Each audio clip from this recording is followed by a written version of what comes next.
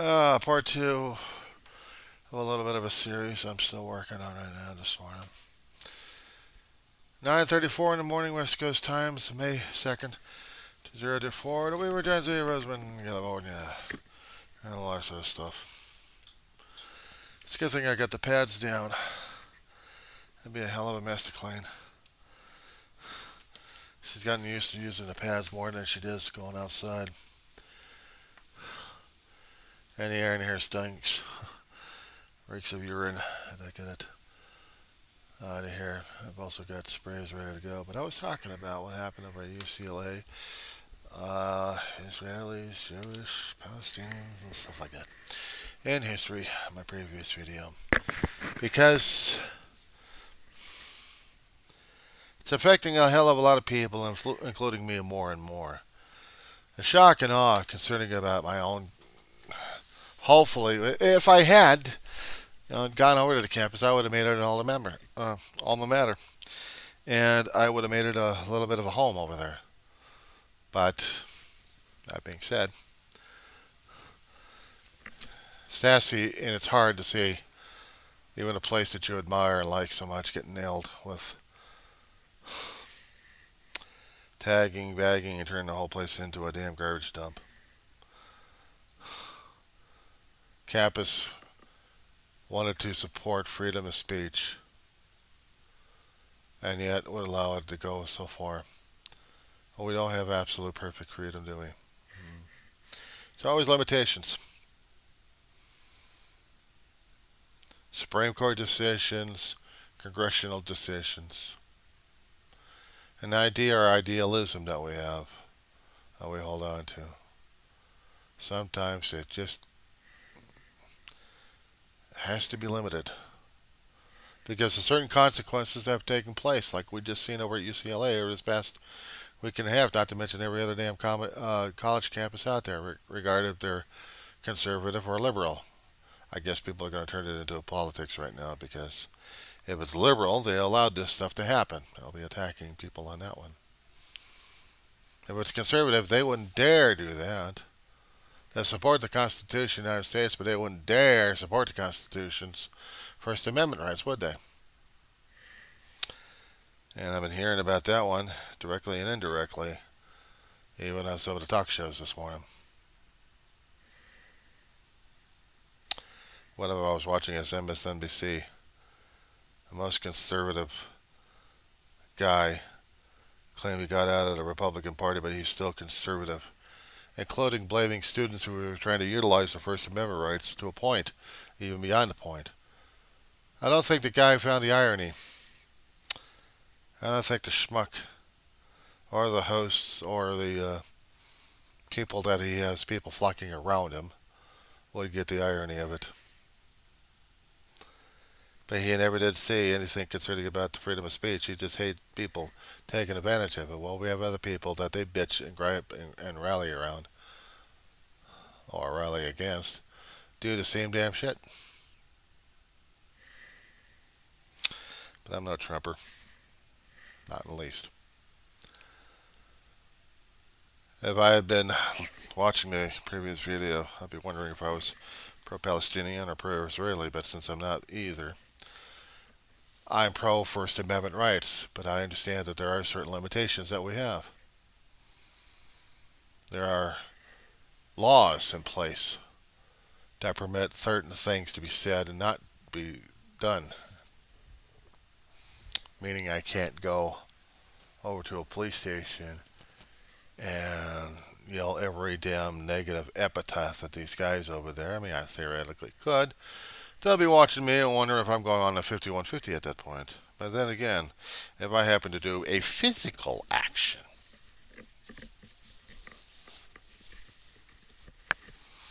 would that tick them off? Capture their concern a great deal. The beginning of zip tie for me, ready to go. I'm wondering, are you all right, sir? You seem to be going off the hilt on this one, sir. Would you like to relax or get out of our precinct, sir? Or would you like to join us for a long time, sir? Notice I keep putting in the sir. But I am just here expressing my own opinion on something that was driving me crazy here. How dare you? And if I happen to start doing any kind of arm waving or anything else like that, or finger pointing at them, would they consider that as a threat to their own safety and sanity? Mainly their own safety. I mean, I suppose I could go, nice and sir. Notice what kind of handshake I'd be doing at this point. What would I be emulating at that point? Something dangerous, or am I doing something weird? Probably something dangerous and pointing and threatening to the people, or to the people with the badge. Of course, I could do that to the government too. I could just probably say, "Oh, how dare you! I ain't standing here just saying that." Okay, well, you can say that, but the threatening action is a different thing altogether. What happens if I wanted to, in a public place, the colleges that we have, either they're private or they're public. And now here in California, if they're the UC system, they're public. They're supported by tax dollars, both by federal and by state, and then by private donations, but mostly from the state.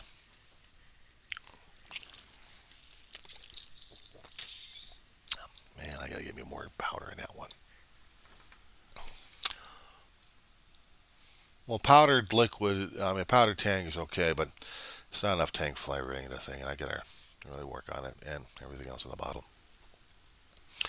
Well, let's just say if I'm going to a public place to camp out, hypothetically, and I went over to my local constabulary, the office, which is about 2 or 3 miles away from here, since I live in the town of Roseman, California, in the Kern County. I'm not much into driving people crazy over there. Of our local constabulary, our local law enforcement.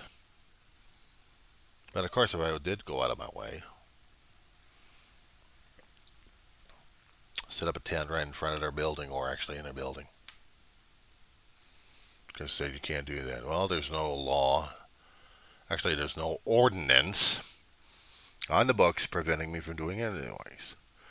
There's no ordinances mentioned in the county, is there? Is there a state law that I'm breaking at this? Is there a federal law for me going over to a county facility and just camping out? And this is publicly owned because it's paid by taxpayers. And if I happen to do a camp out and do a promotion of an idea or protesting of an idea, what would they do? Federal law, I'm not breaking any laws concerning about speaking. I mean, if I happen to go over to the local sheriff's department and I hold up some stupid ass sign and I'm going to protest, I'm going to stand outside, or just go in and out, just to drive them crazy. I just promote a sign.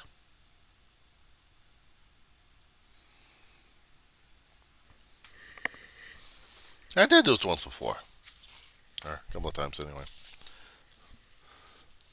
I could be walking up and down the street with this.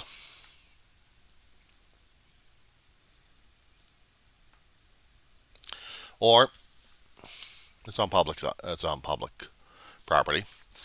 Or right in the sheriff's department. And just silently what are you doing?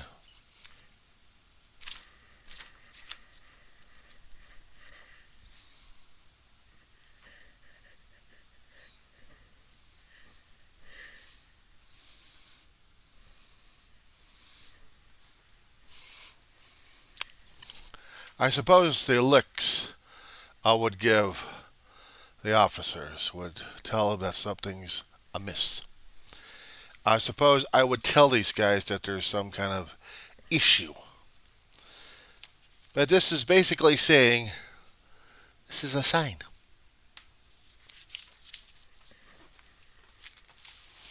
This is not like the issue that we saw in the other college campuses, where They would hold up different signs. They would actually solidify their position at this point. And then get the antagonist on the other side saying, no, no, no, this isn't peaceful, and we'll demonstrate it. That's what I've been seeing, and that's what I've been hearing. And the end result is the antagonists laugh their asses off while the peaceful protesters get pulled off. And you notice I didn't say which particular viewpoint I'm supporting or which side.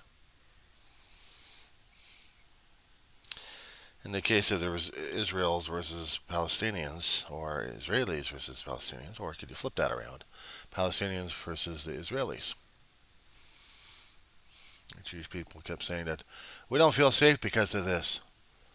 Because they're promoting an idea and you're not feeling safe, but you allow antagonists to come into your lot and bully them and you're feeling that you're not safe?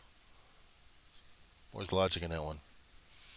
Okay, let's just say this is a peaceful protester on one particular side over here, and yet this particular side over here is saying, we don't like it because you're promoting anti-my side here. Therefore, I'm going to get some antagonizers and beat up you guys. And say, you're only promoting the same thing that we keep protesting against. No, we're not, because we're feeling threatened here. Every time I kept hearing about that one, I'm like, if the Palestinian people were feeling that much threatened at this point, and they're trying to make the point and trying to say, why did you debate the damn thing in the first place? I would hold it against the Jewish people at this point over here for allowing the antagonists to come into their damn camp to really promote the violence that they say they're against, but they're going after the Palestinian people. And in this situation, I would be supporting the Palestinian support.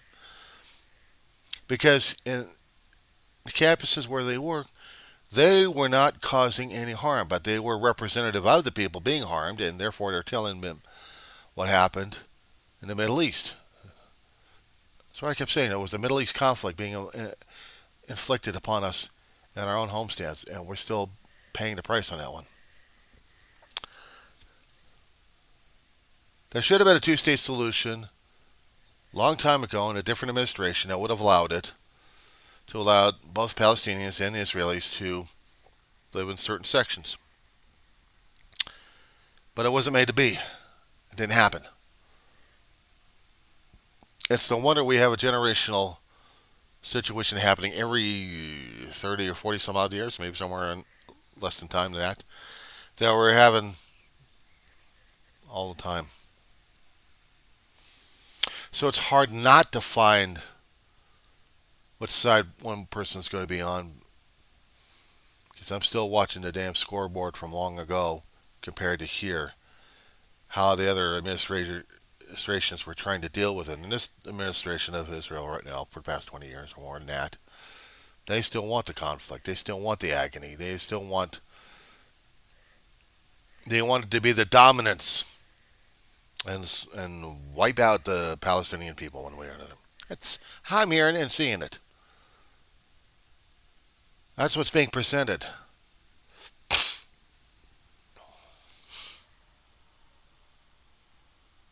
Not the terrorists. Sometimes you're either the hero or you're the villain if you stay out of the damn thing too damn long. To paraphrase a Batman quote from a movie trilogy. But then again, sometimes the realistic logic is right in front of your face.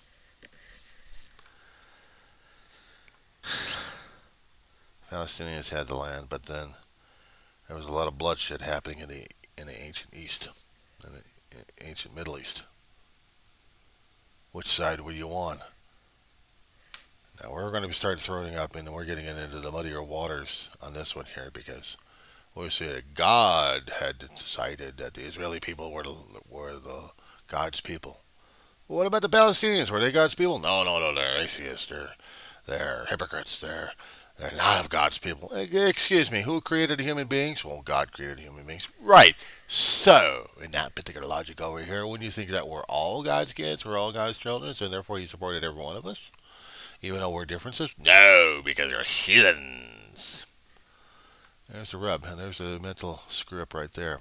There's the mental jab on everybody here. The elitism, the ego of it all. If you, but you know,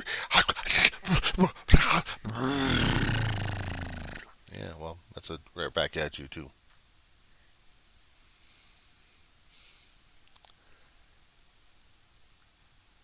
In our own teachings, we try to subdivide our own damn selves.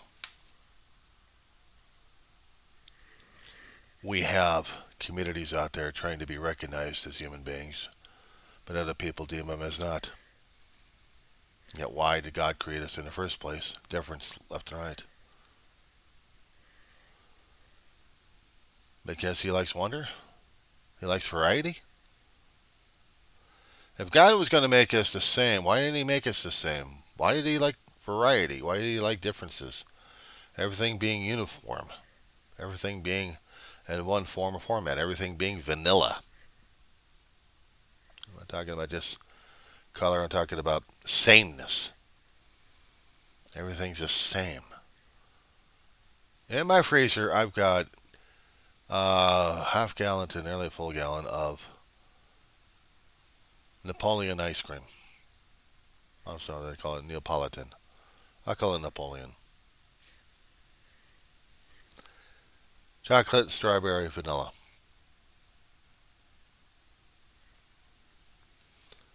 Chocolate, strawberry, vanilla. Even though it's in a round and there's going to be greater in one end or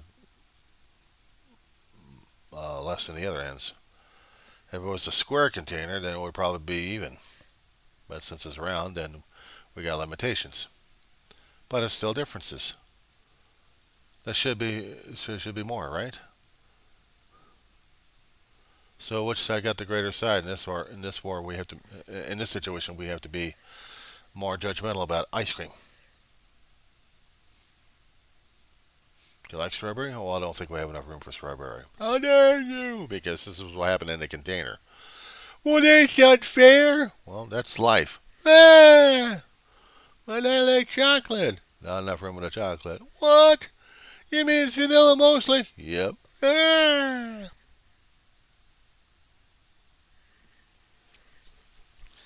Looking at the same situation like everybody else these days. What we're going through, we're doing the same damn act on it. If we were vanilla, everything would be villain and everything would be that way. What? No differences? Why? Yeah. You against differences? Yeah. You against me, the Father Creator? No. That's shrinking. That's about to go into an atom or something like that. It's just crunching in itself. Or else it was full of ego and full of vinegar and piss and pus.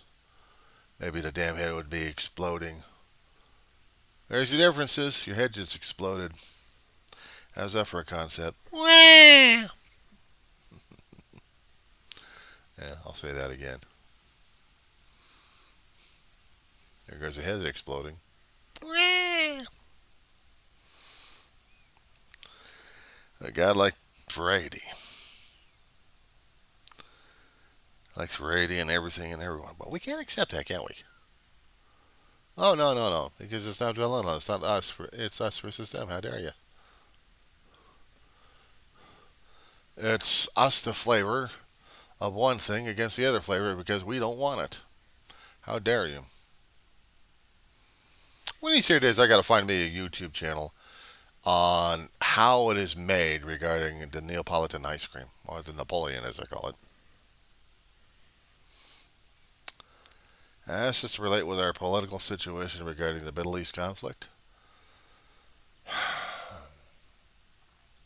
It should. Not for them liking ice cream. Trying to understand how the differences are unequal sometimes. We want sameness. We don't have it. We want us to be the majority. Sometimes we're not. So we have to be more vibrant, more energetic to prove a point. What's the point? course, I'm going to hear the wah after that one. How dare you? You dare question. There goes the elitism. There goes the ego. There goes the uniqueness versus everything else. Okay, fine. We got unique. Yeah, but I'm more special. Why? Because I say so. Here we go. I say so.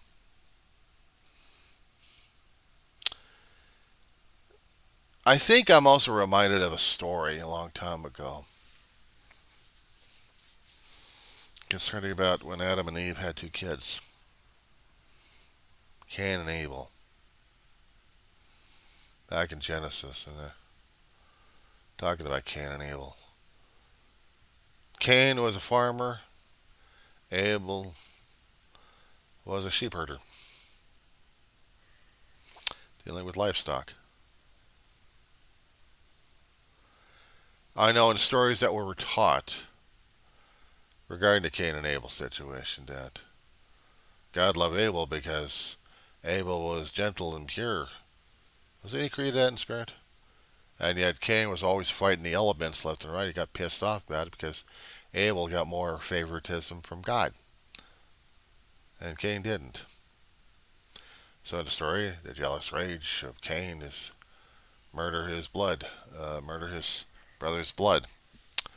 And then Cain's found out. Cain's worried about other people. I don't know where the hell the other people came from. If we're coming from Adam and Eve, where the hell did everybody else was coming from? I don't know. Maybe God created more people out there before we knew about Cain and Abel, about Adam and Eve. That'll be hell of this thing right there. Adam and Eve, not just the only two. Where did everybody else come from? And why would everybody else be jumping on Cain's ass if there was that many people over there? Sometimes I find inconsistencies in the Bible like crazy on that one. Maybe there would have been truth. Maybe it was exaggerated. Maybe it was, I don't know, broken down on there somewhere. But eventually, I'll figure it out.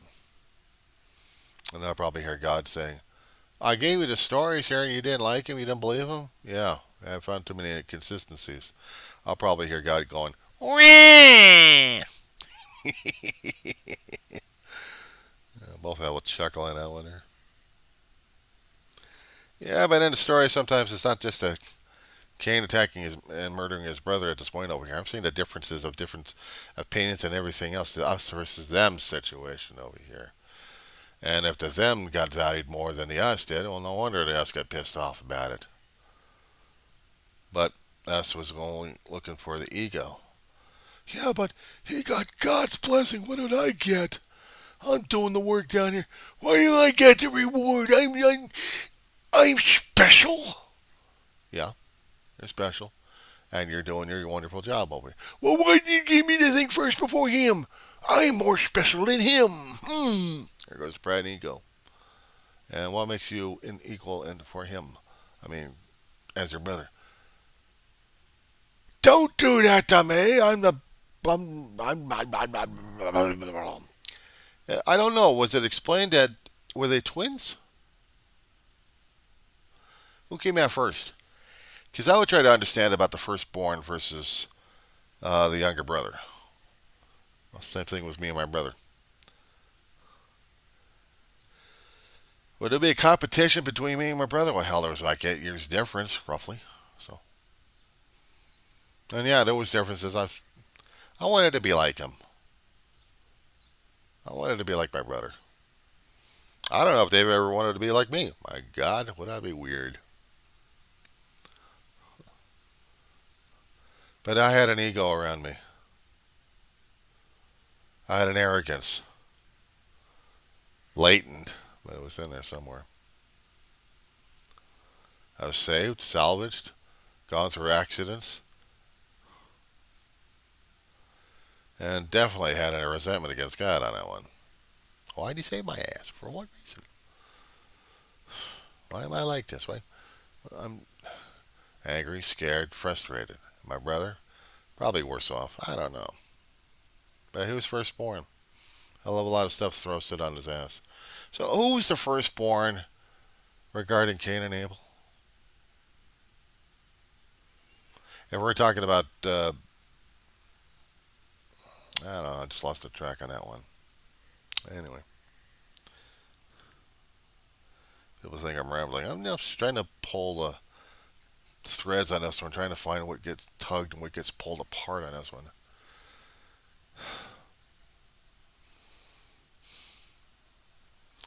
Who got God's special favor and who didn't? Who had more of the ice cream than the other guy did?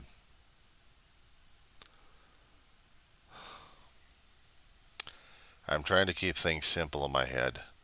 I'm trying to keep it simple as I try to talk about it, but it gets more and more complicated, more convoluted. And I keep thinking, we all keep wanting God's favor at this point. We all want to say that we're first and everybody else, and Lord at everybody. We have the sects, we have the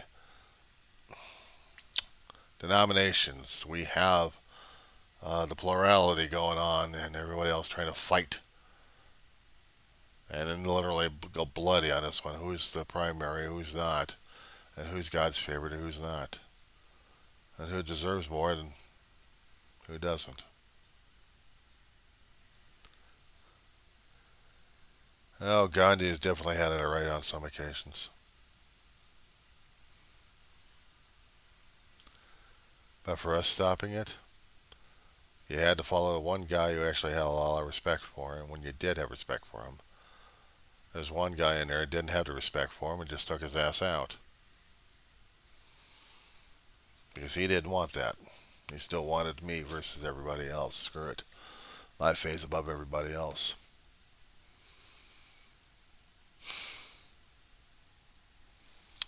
So no wonder I get sick and tired sometimes of what the hell we do to each other. We can't even figure this shit out ourselves. We don't want to.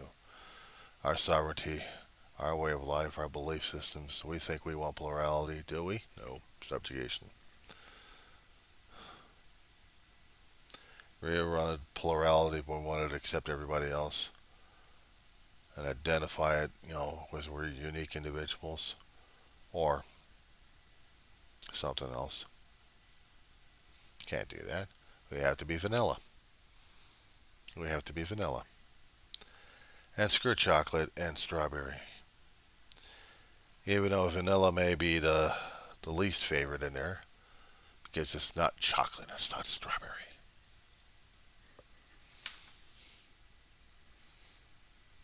Why the hell do I keep talking about ice cream right now?